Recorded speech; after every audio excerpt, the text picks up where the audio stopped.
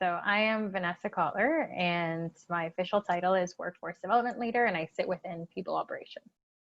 Where did you come from? Yeah, so before coming to iQmetrix, I was working as the Manager of Talent and Workforce Development at Economic Development Winnipeg. I think most interestingly, though, I came back to Winnipeg last summer, and before that, I had co-founded an HR tech startup in Germany, where essentially we were looking at how to change the interview process and the assessment of skills to use a tool that essentially allowed individuals to understand the role through a challenge-based approach instead of using a resume and a cover letter as a means to start applying for a job. So a little bit different. And that idea came out of a 12-month global remote working program called Remote Year that I did. So essentially, as we were traveling, got to speak with a number of different leaders in different markets, test out the idea, reform it, and ended up going to an accelerator in Germany for that. So that's kind of my, I guess, the last little while. And before that, I used to work as a management consultant in strategy for Monitor Deloitte, which is the strategy group in Deloitte in Toronto. So now I'm really angry with my 15-minute time limit because each of those things deserves a 2-hour exploration, I think. So clearly I want to know more about this travel thing that you did. But then Yeah. you mentioned this startup. Like, can, does this startup exist anywhere? Can we look at this thing? It doesn't exist anymore. We still have the website live for now, just because sometimes people ask. So if you do go to octagoncareers.com, you can see it. But the app is no longer live. We shut it down a few months ago. Okay. So then let's this travel and work thing that you did. I just have to know about this. This is fascinating. I I wh- where did you go? How did it logistically? How did it happen? Who was paying for it? If we can talk about any of that. Yeah, of course. So Remote Year is a 12-month global remote working program. Essentially, like what they have said before I went on it, it's kind of like an MBA program without the curriculum because it's a class-based cohort type of program where you move around the world together and there's programming everywhere that you are. And then instead of having more like the academic component, everyone brings a job that they can do remotely. So our cohort was 35 people from all over the world. The majority was US, but we had people from Canada, from Europe, from Asia, from Latin America that joined this cohort. And we started in Asia, and we were in Asia for the first 3 months. We were in Kuala Lumpur, we were in Thailand, and in Vietnam, and essentially moving every month as a team. And the group Remote Year, it's a company, and they basically give you your co-working space, your accommodations, your flights, and all of your activities during the time that you're there, so you can get to know the culture and being able to network and provide positive impact to the place that you're in. In terms of how it works for payment, you essentially pay them a flat fee, but that covers essentially all of your life. So most of us had left our homes back home. So I had an apartment that I lived in Toronto, and I ended up subletting that for the year and eventually just giving it up. So most people end up doing something similar because otherwise it's quite expensive to do both the program, I think, and pay rent or a mortgage back home. And then where else did we go?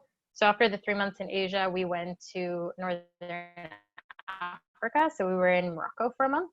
And then we moved to Europe. Let me see if I get this right. We were in Croatia first. Then we moved to Prague. Then we went to Belgrade and then Lisbon.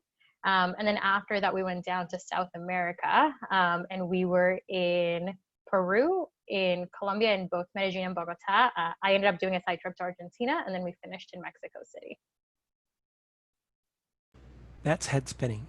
I um are so if I have a any sort of work that I could do remotely, this is a way that I could live. Yeah, Like this yeah. this is just this is a choice of how you live instead of paying a mortgage and commuting to work each day. And Yeah.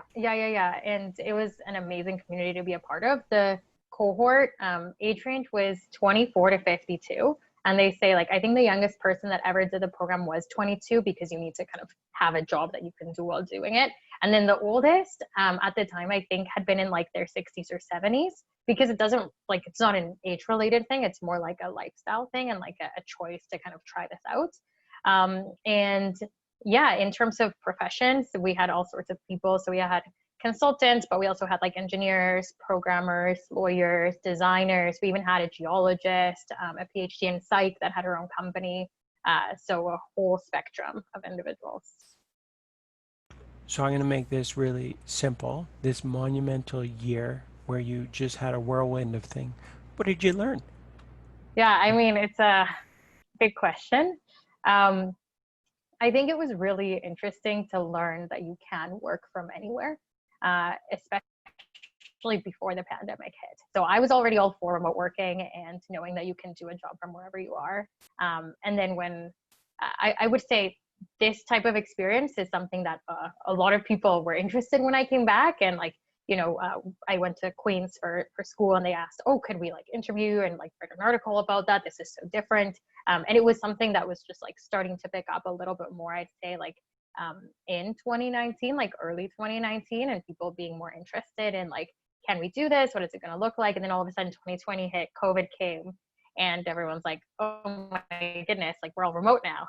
So I think it'll be really interesting to see what is kind of like that next phase out of the pandemic, and whether there's more people that could do experiences like remote year, which would mean like being remote, but not necessarily remote from your same city, but remote from everywhere.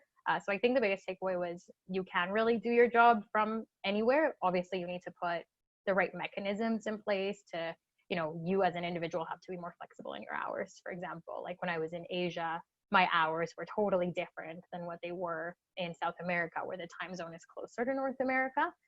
But as long as you're willing to work to create the framework that makes everyone comfortable, it's really cool that we have the technology to support that. So I want to just pick on this for a little bit more. It is really just fascinating. What what um what do you think you did better, or as a contributor? What did you do better because you were in this program, and what possibly did you not do as well because you were working this way? I think it's very personally fulfilling, because you're spending each month in a different place. And during that month, you're actually living there. Because at least through this program, the accommodations that we had were apartments where like our neighbors were residents of that city.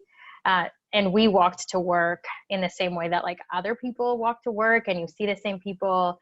So I would say, like, from the personal side of things, it was super fulfilling to be really immersed in a culture for a month and like be a part of it. You had your local grocery store, you had like the places you went out for dinner, you had like the places you wanted to go see and explore. And I think what that meant was when it came to work, it was easier to focus, to get work done, because there's so much out there waiting for you to go explore when you're done.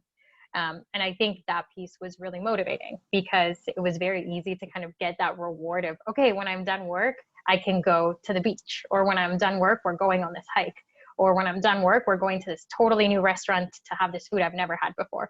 And I think that type of environment, and also having other people, we were all there working together, that wanted to go and do things, created that experience of wanting to get lots done in as well and as fast as possible, so that we could go out and explore as well.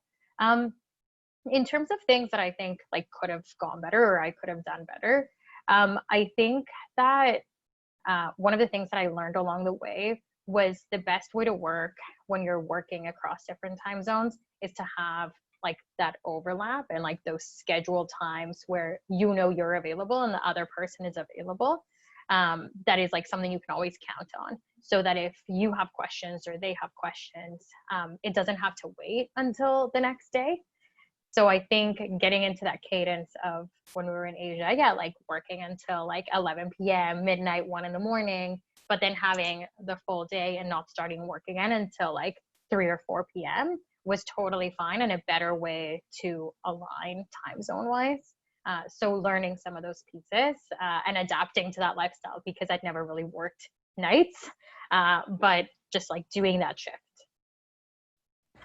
that sort of lines up with a thought that's within even a flexible work environment. Like if you can come in and go in a work environment whenever you want, I think there's the idea that you have some core hours where you can Hmm. count on everybody being there, whatever those core hours are. And it Yeah. sounds like that applies even if you're remote anyway.